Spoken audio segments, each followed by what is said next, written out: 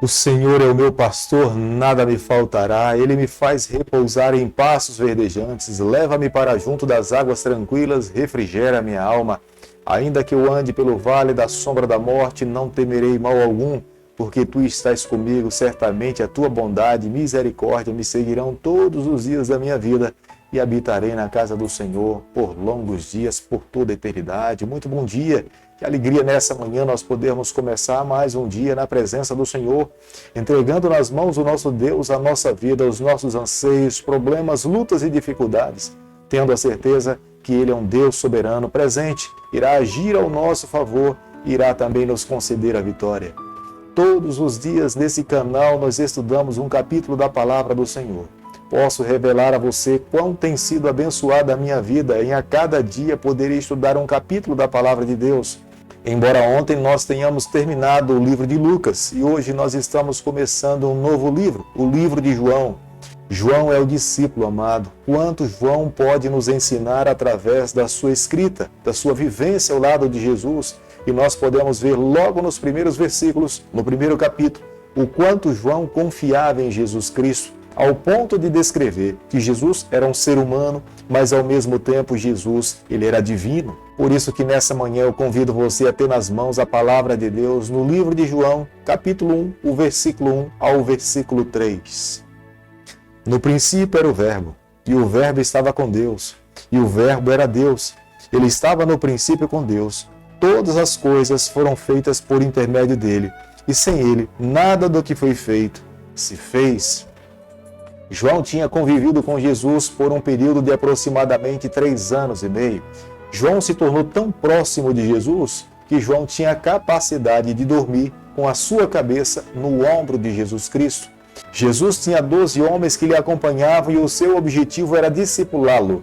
Mas existiam 2 que estavam tão ligados, tão próximos a Jesus, que eles foram considerados como sendo os discípulos amados. Era Pedro e João. As convicções que João tem a respeito de Jesus são convicções pessoais e ao mesmo tempo divinas. O Espírito Santo colocou essas verdades no coração do apóstolo amado. João sabia que no princípio de todas as coisas, quando o planeta Terra surgiu, Jesus estava lá. Ele é o originador de todas as coisas. Sem ele, nada do que existiu poderia existir, porque ele é o nosso Deus, ele é soberano, ele rege todas as nações, ele é o criador de todas as coisas. Quando o evangelista João está falando a respeito do Verbo, João está se referindo a Jesus como sendo o próprio Deus. Ele é Deus, ele não tem nada inferior ao Deus criador de todas as coisas. Porque quando João fala de Jesus, ele está descrevendo em Jesus o Deus criador de toda a eternidade. Quando o discípulo amado se preocupa em dizer que Jesus estava com Deus,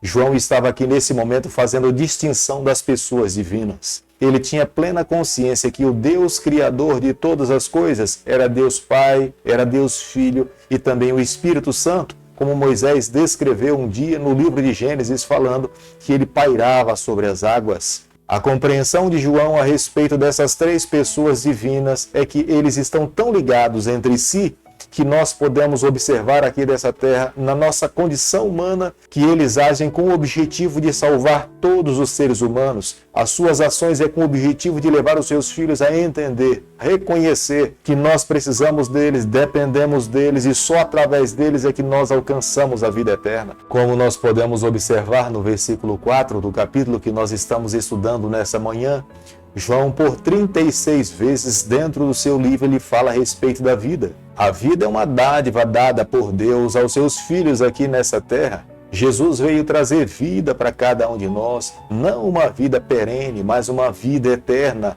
Mas essa vida nós só conseguimos encontrar em Jesus Cristo. Longe dele, nós não alcançamos a vida eterna. A verdadeira felicidade que os seus filhos esperam que nós possamos desfrutar não se limita a essa terra, mas transcende para toda a eternidade. É por isso que João também fala a respeito da luz no versículo 5 e no versículo 9. Jesus veio aqui a essa terra iluminar a nossa vida. Jesus veio trazer salvação. O mundo estava vivendo em trevas com os seus líderes completamente perdidos, colocando fardos sobre os ombros dos filhos de Deus nessa terra. Mas através de Jesus Cristo, nós encontramos amor. nós encontramos graça, nós encontramos salvação, nós encontramos perdão. Aqueles que verdadeiramente recebem a Jesus encontram a verdadeira luz. Aqueles que dão as costas para Jesus Cristo continuarão nas trevas desse mundo. É por isso que João, no seu evangelho, ele fala da luta entre a luz e as trevas. É a batalha travada entre Deus e Satanás. Nós estamos dentro do grande conflito. Nós precisamos nos manter do lado da luz, do lado de Deus, do lado de Jesus Cristo. Porque aqueles que andam ao lado dele alcançarão a vitória. Mas aqueles que não querem andar ao lado de Jesus estão se permitindo viver nas trevas desse mundo. É por isso que no versículo 11 ele fala que ele veio para os seus, mas os seus não receberam. É uma escolha que Deus coloca nas mãos de cada um dos seus filhos. O convite final e inicial de Deus é que nós possamos ir a ele. Entreguemos a nossa vida nas suas mãos, mas ele respeita a nossa decisão, ele não força a porta do nosso coração, ele apenas bate, mas espera que nós possamos abrir para que voluntariamente ele possa entrar e fazer morada dentro da nossa vida. O Evangelho de João, capítulo 1, o versículo 14, a Bíblia diz o seguinte: E o Verbo se fez carne e habitou entre nós, cheio de graça e de verdade, e vimos a sua glória, glória como de unigênito do Pai. João se preocupa em revelar para nós que Jesus Cristo é o nosso Salvador.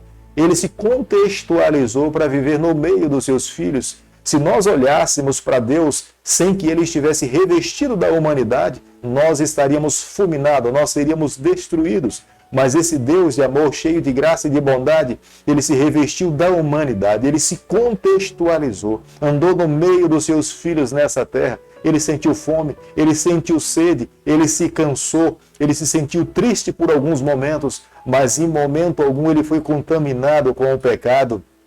É a razão pela qual nós temos esperança da vida eterna. Todo aquele que crer nele, todo aquele que nascer de novo, de acordo com os seus ensinamentos, esses obterão vida eterna, esses terão a graça de Deus e alcançarão a salvação em Jesus Cristo. João, no versículo 14, na última parte, ele nos mostra quem verdadeiramente é Jesus. Ele é o unigênito de Deus.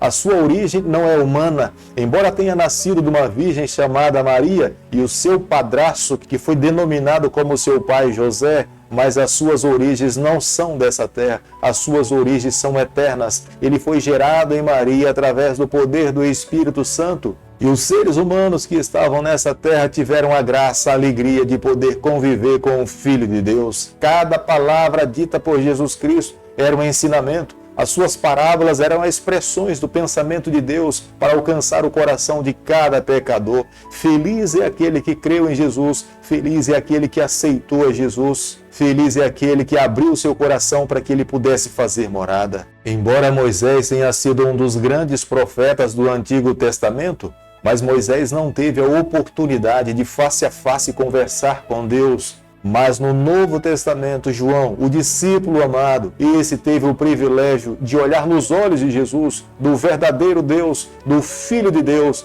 poder encostar a sua cabeça nos seus ombros e ter a plena certeza que um ser humano esteve ao lado de um ser completamente divino e humano. João tinha plena convicção de que Jesus era Deus, o seu Salvador, que no versículo 27, ele falava que ele não era nem digno de desatar as sandálias dos pés de Jesus.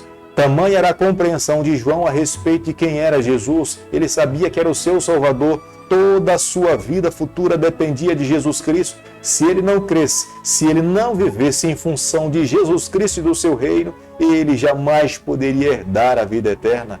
João Batista teve nas suas mãos uma grande responsabilidade. João Batista foi enviado por Deus a essa terra para preparar o caminho do Senhor. Mas ao mesmo tempo, João Batista tinha nas suas mãos a grande responsabilidade de anunciar ao mundo, de identificar quem era Jesus, para que através dessa identificação ele levasse as pessoas a se encontrar com Jesus e a entregar nas mãos de Jesus o seu coração. É por isso que João Batista se volta para Jesus e fala: eis o Cordeiro de Deus que tira o pecado do mundo.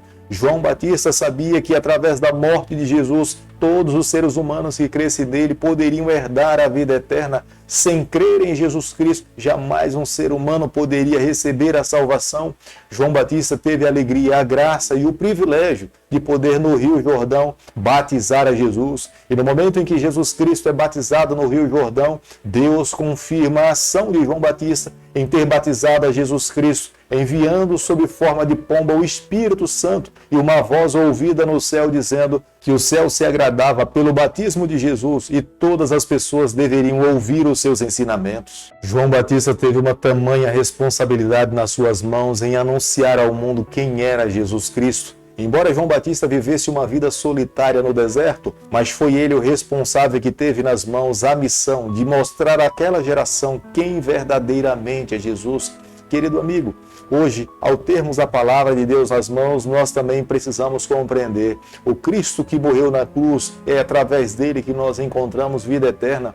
Todo aquele que crê em Jesus terá o direito um dia de estar nas mansões celestiais. Sem crer em Jesus Cristo, não há nenhuma possibilidade de vida eterna. Deus a cada dia nos concede a graça de vivermos nessa terra para que o nosso coração tenha a oportunidade de recebê-lo, aceitá-lo e permitir que ele seja o único Senhor exclusivo da nossa caminhada. A minha oração nessa manhã é para que cada um de nós que estamos ouvindo a palavra de Deus, nós possamos permitir que ele guie a nossa vida.